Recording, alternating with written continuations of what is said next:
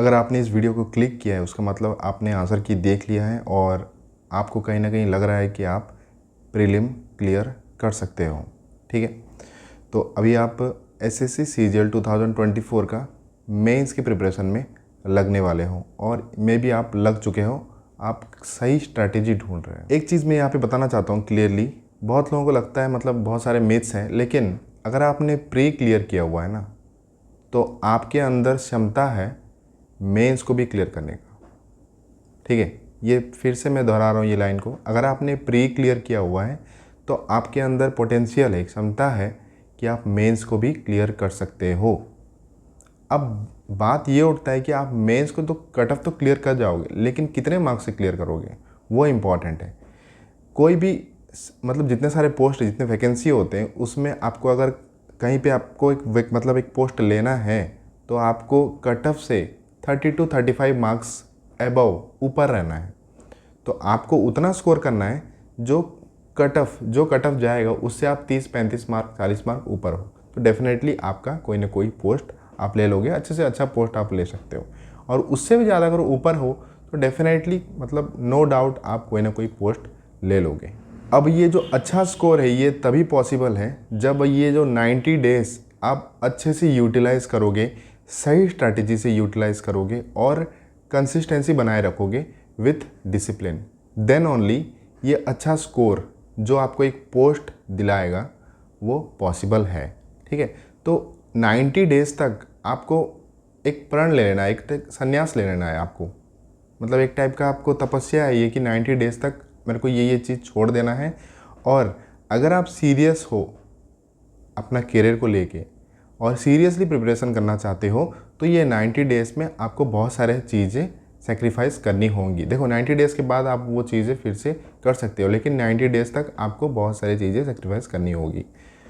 तो इस वीडियो में मैं टोटली स्ट्रैटेजिक बताने वाला हूँ हर सब्जेक्ट को आप कैसे कैसे करोगे, क्या क्या करोगे। देखो प्री के लिए एक अलग से स्ट्रैटेजी होता है, मेंस के लिए एक अलग होता है, लेकिन पूरा भी अलग नहीं होता है, वो सेम ही होता है, लेकिन कुछ कुछ चीज़ों पे ध्यान देना होता है। डूस एंड डोंट्स, कुछ चीज़ें आपको लकीर खींचनी होती है कि हाँ ये चीज़ें करना है और इसके अलावा मुझे और कुछ नहीं करना है। अगर आप वो लकीर पार कर जाते हो और कुछ करने लगते हो तो डेफिनेटली आपका सिलेक्शन नहीं होने वाला, आप अच्छा स्कोर नहीं कर पाओगे। आप जितना भी नॉलेजेबल पर्सन हो आप अच्छा स्कोर नहीं कर पाओगे, क्योंकि एक लकीर आप एक लकीर होता है प्रिपरेशन में कि आपको ये लकीर क्रॉस नहीं करना है, आपको वो लाइन क्रॉस नहीं करना है।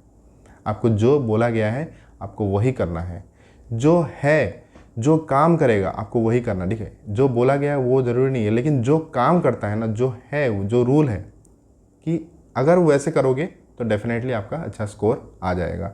ये जितने भी अच्छा स्कोर किए हैं, जो भी पोस्ट लिए हैं, वो यही सब करते आए हैं और यही चीज़ मैं आपको बताने वाला हूँ। तो मैं आपसे एक चीज़ एक्सपेक्ट करता हूँ कि वीडियो को एंड तक जब देखना, ताकि आपको एक क्लियर पिक्चर नज़र आए, एक स्टार्टिंग से लेकर लास्ट तक। अगर आपको लगता है कि ये स्ट्रैटेजी आपके लिए काम नहीं करता, पूरा वीडियो देख लिया स्ट्रैटेजी काम नहीं करता है, तो आप और किसी का स्ट्रैटेजी फॉलो कर सकते हो। लेकिन जिसने भी सीजीएल एग्ज़ाम क्लियर किया हुआ है, सारे की स्ट्रैटेजी, जितने भी मतलब 10 लोग सीजीएल एग्ज़ाम क्लियर किए और 10 लोग मेंस का स्ट्रैटेजी बताएंगे, तो उनका स्ट्रैटेजी में जो कॉमन चीज़ होगा ना 95% कॉमन चीज़ होगा और 5% डिफ़र कर सकता है पर्सन टू पर्सन, लेकिन 95% कॉमन होगा। सबसे पहले हम इंग्लिश सब्जेक्ट से स्टार्ट करेंगे। इंग्लिश दोस्तों देखो, आप प्रीलिम में क्या किए, यहाँ पे कुछ अलग नहीं करना है। जो आपने प्रीलिम में पढ़ा हुआ था, जो ग्रामर बुक्स आपने प्रीलिम में पढ़ा हुआ था, आपको उसी को पढ़ना है। जहाँ से आपने previous year question MCQs practice किए थे आपको वहीं से करना है। जहाँ से वोकैबुलरी किया था प्रैक्टिस आपने, आपको वहीं से करना है।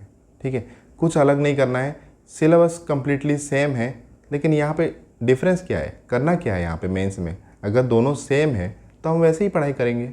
ठीक है, लगभग तो सेम है, वैसे ही पढ़ाई करना, लेकिन कुछ एक यहाँ पे लाइन आपको खींचना होगा। क्या है वो, प्रीलिम में ये चीज़ आप नहीं कर रहे थे, आपको मेंस में क्या करना है, आप ऑलमोस्ट सिलेबस कंप्लीट कर चुके हो, तो आपको क्या करना है, डेली एक रूल बना लेना है कि 100 क्वेश्चन मुझे प्रैक्टिस करना है। प्रीवियस ईयर क्वेश्चन पेपर, वो भी अलग कोई क्वेश्चन नहीं करना है, आपको प्रीवियस ईयर क्वेश्चन पेपर का क्वेश्चंस प्रैक्टिस करना है 100 प्लस डेली। 100 करोगे, 100 से नीचे काम नहीं चलेगा। ठीक है, क्योंकि आपका प्रैक्टिस इंटेंस होना ज़रूरी है। ये 30 मतलब 90 डेज़ इतना इंपॉर्टेंट है कि 90 डेज़ में या तो आप पोस्ट ले लोगे, सिलेक्शन ले लोगे, या तो आपका पूरा ख़त्म हो जाएगा 1 साल, फिर आप अगले साल के लिए प्रिपरेशन करना स्टार्ट करना पड़ेगा आपको। तो ये 90 डेज़ अगर आप ढंग से 100+ क्वेश्चंस रेगुलर बेसिस पे, डेली बेसिस पे लगाओगे ना, तो आपका अच्छा पकड़ बन जाएगा क्वेश्चंस पे। अब ये तो रहा डेली 100+ क्वेश्चंस करना है, उसके साथ आपको ग्रामर डेली 1 चैप्टर ख़त्म करना है। चाहे आप किताब से पढ़ रहे थे, अगर आप प्रीलिम में किताब से पढ़े हैं तो किताब से डेली 1 चैप्टर ख़त्म करना है, क्योंकि देखो ऑलरेडी आपने पढ़ चुका हुआ, आपको रिवीजन करना है। अभी टोटल रिवीजन का टाइम है, प्रैक्टिस का टाइम है। मेंस में और कुछ नहीं करना होता है, नया चीज़ कुछ नहीं पढ़ना है, ठीक है। मैं बार बार दोहरा रहा हूँ, नया चीज़ कुछ नहीं पढ़ना है, जो ऑलरेडी आपने पढ़ा हुआ है उसी को बार बार दोहराना है। अगर आपने बुक से किया हुआ है ग्रामर, तो बुक से डेली 1 चैप्टर ख़त्म करना है, ठीक है। ऐसा नहीं है कि 2 दिन 3 दिन ले रहे हो 1 चैप्टर करने के लिए, नहीं, आपको डेली 1 चैप्टर ख़त्म करना है। और 1 आवर आई थिंक सफिशिएंट होता है। अगर आपने अच्छे से पढ़ा हुआ पहले से और रिवीजन कर रहे हो तो 1 आवर में 1 चैप्टर तो आपका डेफिनेटली ख़त्म हो जाएगा। तो 1 चैप्टर डेली आपको ख़त्म करना है, चाहे आप नोट से कर रहे हो। अगर नोट से पढ़ा हुआ है तो नोट्स को ख़त्म करो, अगर किताब से पढ़ा हुआ है तो किताब को ख़त्म करो। तो 1-1 चैप्टर्स आपको ऐसे ख़त्म करने हैं। 15 to 16 चैप्टर्स हैं, डेली 1-1 चैप्टर्स, मतलब 16 डेज़ में आपका पूरा ग्रामर चैप्टर ख़त्म हो जाएगा। फिर क्या करना है, फिर नया चीज़ कुछ नहीं करना है, नया किताब नहीं पकड़ना है। यहाँ पे लाइन मतलब एक लकीर खींचा जा रहा है, यही लकीर है, आपको क्रॉस नहीं करना है। आपको नया किताब नहीं खरीदना है, नया नहीं पढ़ना है। अगर आपने नया किताब पढ़ लिया, नया कुछ खरीद लिया, इसका मतलब आपने वो लकीर को क्रॉस कर गए और आपका सिलेक्शन नहीं होगा। आप नॉलेजेबल पर्सन बन जाओगे, आप ग्रामर में मास्टर हो जाओगे, लेकिन एग्ज़ाम क्लियर नहीं होगा आपसे, क्योंकि एग्ज़ाम समय का खेल है। समय का खेल वही खेल पाएगा जो एक चीज़ को बार बार दोहराया है। जो ज़्यादा नॉलेज पर्सन है, जो ज़्यादा जानता है, वो समय का खेल में खेल नहीं पाएगा अनलेस और अनटिल वो प्रैक्टिस करेगा सेम चीज़ को बार बार पढ़ने में। तो आपको नया नहीं करना है, आपको वही चीज़ को बार बार दोहराना है। तो एक बार 15-16 चैप्टर ख़त्म हो गया, 15-16 दिन में फिर से number 1, number 2, number 3, number 4, number 5, number 6, 16 तक, फिर रिपीट 1 2 3 4 5, बस यही कंटिन्यू करना है। प्रीवियस ईयर क्वेश्चन में भी वैसे ही है, 100 क्वेश्चंस। आप ऐसे करते करते पूरा किताब लगा लो प्रीवियस ईयर क्वेश्चन पेपर का, फिर से नंबर 1 से स्टार्ट करो। वो क्या भी वही करना है, आप ब्लैक बुक से कर रहे हो या कोई भी किताब जहाँ से आप पढ़ रहे थे, आपको वही किताब को डेली बेसिस पे रिवीजन करना है, बस दोहराना है। स्टार्टिंग से करो, एंड तक पढ़ो, फिर स्टार्टिंग से स्टार्ट करो, फिर एंड तक पढ़ो, कुछ नया नहीं करना है।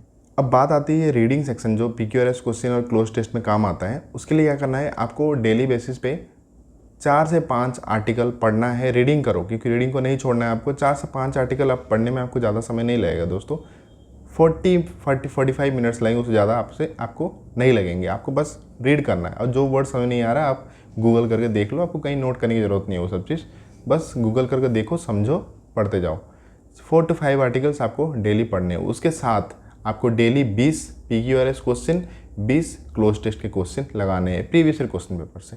अलग से कुछ करने की ज़रूरत नहीं है, प्रीवियस ईयर में जो अवेलेबल है उसी में से 20 PQRS के क्वेश्चंस, पैराजंबल क्वेश्चन जिसे बोलते हैं, और 20 क्लोज टेस्ट के क्वेश्चंस आपको लगाने हैं। इससे क्या होगा कि आप जो रीड कर रहे हो ना, वो रीडिंग करते करते आप डिफरेंस, अगर आप डेली बेसिस पे रीड कर रहे हो तो आपको डिफरेंस डेफिनेटली आपको नजर आया होगा।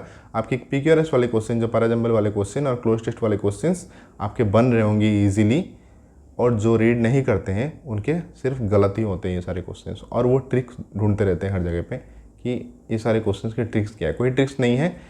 अगर आपका रीडिंग अच्छा है, अगर आप समझ पा रहे हो, जल्दी पढ़ पा रहे हो, जल्दी स्पीड पढ़ के समझ पा रहे हो, थीम समझ पा रहे हो पैसेज के, तो डेफिनेटली आप ये सारे क्वेश्चंस को ईजिली कर जाओगे। इसके साथ आपको मॉक टेस्ट डेली प्रैक्टिस करना है।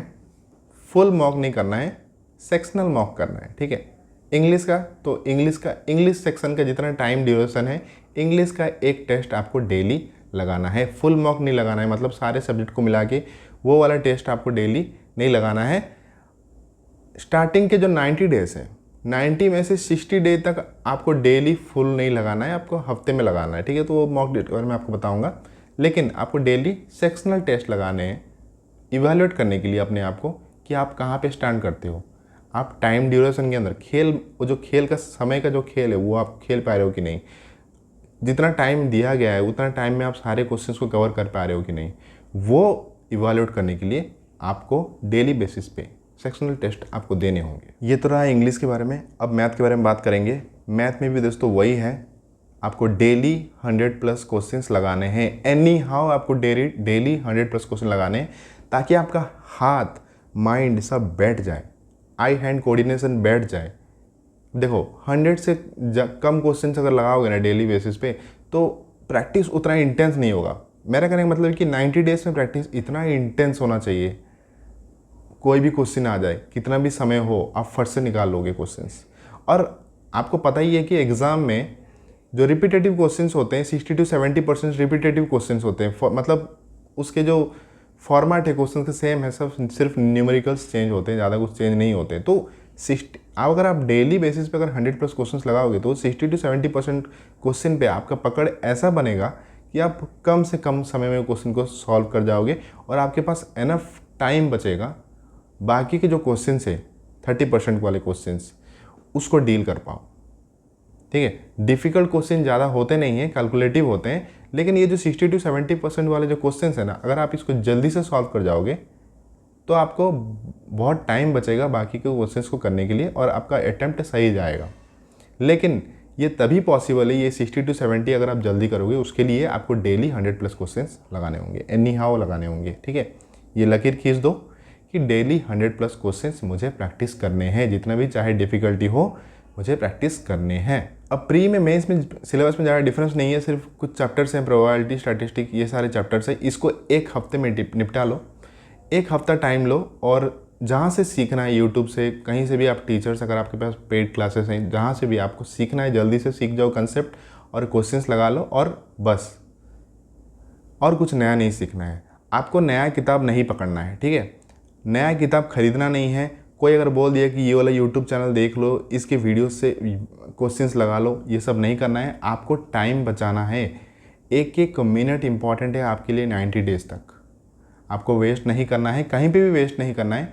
अगर हाँ माइंड फ्री करना चाहते हो तो मूवी देख लो, एक हफ्ते में एक मूवी देख सकते हो। ठीक है, डेली एक मूवी मत देख लेना, एक हफ्ते में एक मूवी देखना, वो भी सेलेक्ट करके कि हाँ मेरे को 10 मूवी है, 10 में से मेरे को कौन सा सही सबसे पहले देखना है वो देखना। एक हफ्ते में एक मूवी ठीक है, वो सही है, लेकिन उससे ज़्यादा नहीं। लेकिन उसके अलावा और कहीं पे भी वीडियो मटेरियल्स नहीं देखना है आपको। ऑलरेडी आपने प्री में पढ़ लिया है, आप उसी को दोहराना है, बस कुछ करना नहीं है।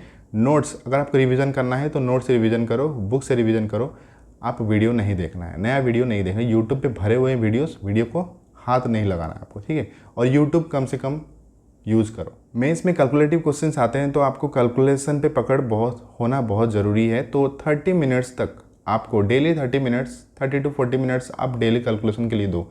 अब कैलकुलेशन आपको ज़्यादा डिफिकल्ट कैलकुलेशन करने की ज़रूरत नहीं है, वही मल्टीप्लिकेशन, डिवीजन, यही सब क्वेश्चंस है। अगर मतलब सिंप्लीफिकेशन वाले जो क्वेश्चंस होते हैं, सीरीज में सारे क्वेश्चंस होते हैं, कहीं पे डिवीजन है, कहीं पे मल्टीप्लिकेशन है, कहीं पे प्लस है, माइनस है, ये सारे क्वेश्चंस को आप करने की प्रैक्टिस करो। 30 to 40 मिनट्स डेली दो सिर्फ कैलकुलेशन के लिए, क्योंकि आपको वो डर निकल जाएगा अपने मन से। डर होता है ना कि यार कैलकुलेशन ज़्यादा आ गया तो कैलकुलेटिव क्वेश्चन ज़्यादा डिफ़िकल्ट हो जाएगा, तो मन में जो डर होता है ना, वो डर की वजह से आप कहीं ना कहीं पीछे हो जाते हो। तो वो डर को मारने के लिए डेली 30 to 40 मिनट्स आपको उसमें समय देना होगा, ताकि वो डर कंप्लीटली 90 डेज में गोल। डर नहीं लगेगा, क्योंकि जब डर नहीं लगेगा तो आप बहुत अच्छा परफॉर्म करोगे एग्ज़ाम में। सभी को पता होता है एक्चुअली, जो पढ़ते हैं ना वो पढ़ के भी फेल इसलिए हो जाते हैं क्योंकि वो डर की वजह से फेल हो जाते हैं।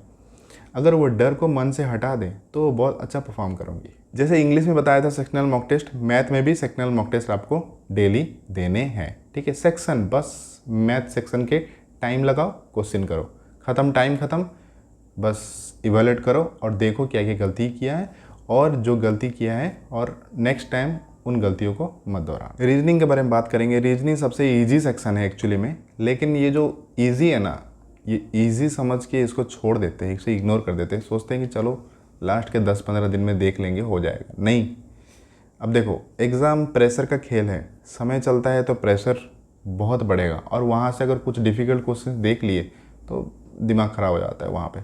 तो आपको ओवर कॉन्फिडेंट नहीं होना है रीजनिंग को लेके। मैं मानता हूँ कि रीजनिंग इजी होता है, लेकिन आपको ओवर कॉन्फिडेंट नहीं होना है।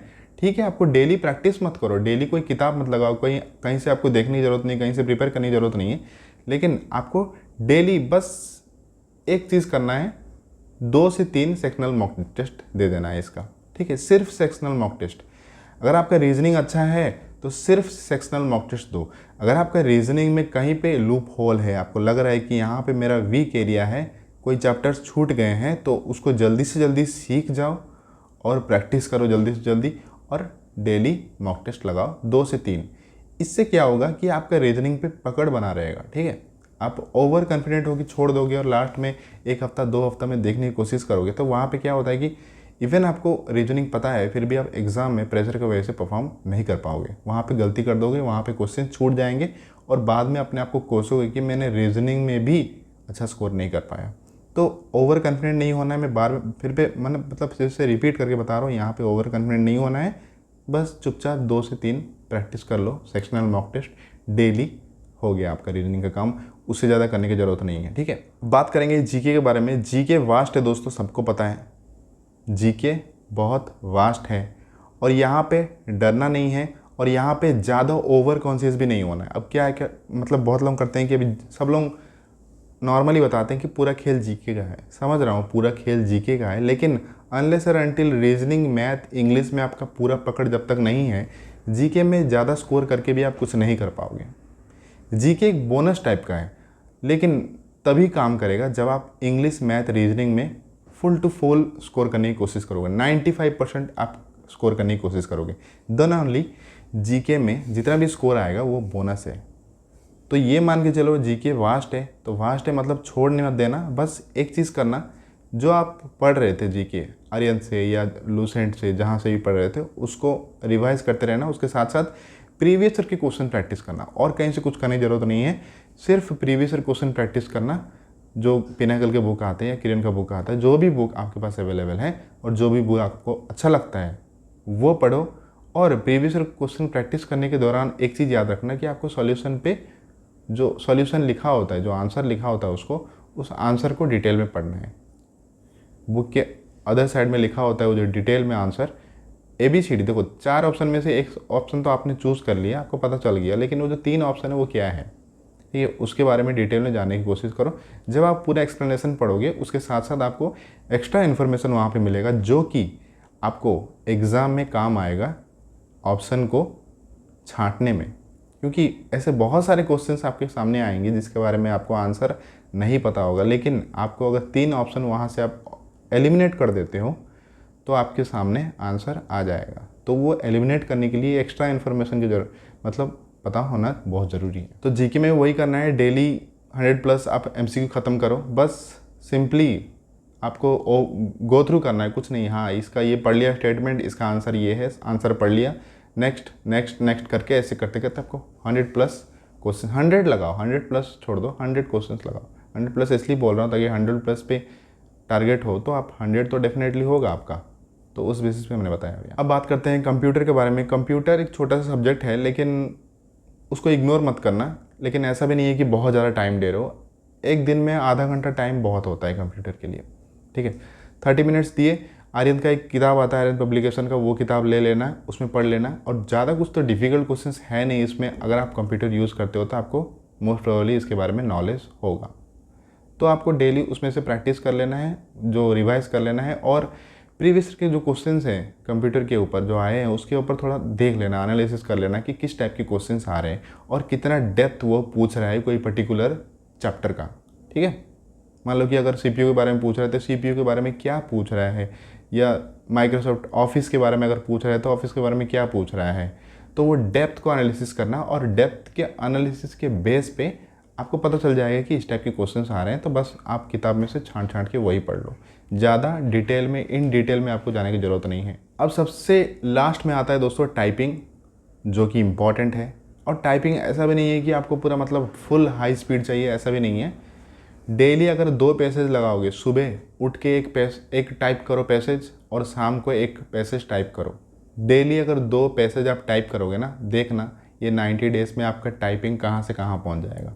और हाँ, ये डिफरेंस को पता करने के लिए आप जब अभी टाइप करोगे स्टार्टिंग में, तो उसको नोट करना कितना स्पीड है और 90 डेज़ के बाद देखना, 80 डेज़ में देख लेना कि आपका स्पीड कहाँ से कहाँ पहुँच गया। आपको 27 वर्ड पर मिनट का स्पीड की ज़रूरत है, जो कि बहुत ईजी है। आपको मतलब नहीं देख के टाइप करने की भी ज़रूरत नहीं है, आप देख देख के भी आराम से 27 क्रॉस कर जाओगे। ठीक है, मेरा मतलब मैं नहीं देख के टाइप नहीं कर पाता, मैं देख के टाइप करता हूँ, लेकिन मेरा स्पीड 35 वर्ड पर मिनट है। ठीक है, अगर हो सके तो मैं कभी आपको मैं दिखा दूंगा मेरा टाइपिंग स्पीड कितना है।